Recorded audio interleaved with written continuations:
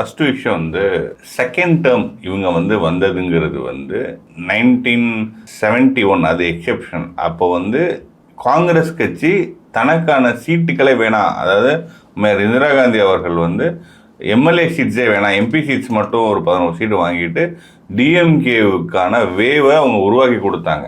அது தவிர அது வந்து ஒரு கட்சி தன்னை அழிச்சுக்கிட்டு இன்னொரு கட்சியை வளர வச்சதான். இன்னைக்கு வரையும் காங்கிரஸ் வந்து இந்த டெபிசிட்ல போனதுக்கோட தொடக்க புள்ளி வந்து 71 தேர்தல் தான்.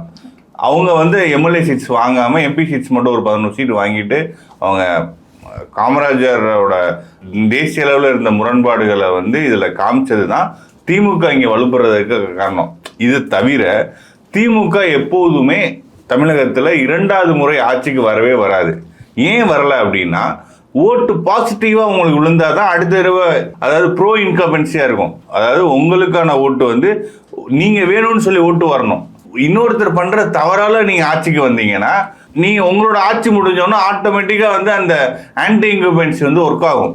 பல்வேறு திட்டங்கள் செஞ்சுருக்கிறோம், நாங்கள் வெற்றி பெற்றுருக்கோம், அதனால தான் மக்கள் வாக்கு சொல்றாங்க. அதாவது தமிழ்நாட்டில் வந்து அடிப்படையில் திமுக அரசு நீட் விலக்கு சொன்னாங்க, செஞ்சுட்டாங்களா?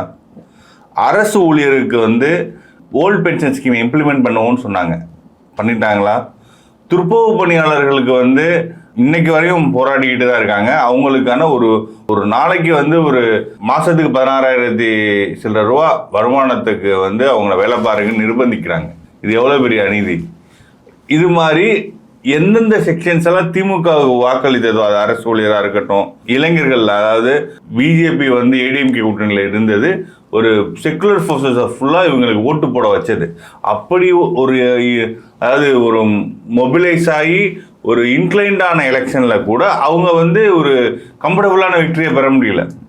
ஒரு 40 தொகுதியில் வந்து டிஃபரன்ஸே 2000 ஓட்டு கம்மி தான் 40 தொகுதியில். ஒருவேளை அவங்க பிஜேபி வந்து ஏடிஎம்கேயோட சேராமல் இருந்திருந்தா இந்த செக்குலர் ஓட்ஸ் வந்து 2 பக்கமும் போயிருக்கும். அப்போ திமுக கண்டிப்பாக 2006 மாதிரி ஆயிருக்கும். தமிழகத்தில் 2021 ஒரு அங்கசபிளி தான் வந்திருக்கணும். ஏடிஎம்கே பண்ண ஸ்ட்ராட்டஜிக்கல் மிஸ்டேக்னால ஒரு ஆக்சிடென்டல் டிசாஸ்டர் தான் திமுக அரசு.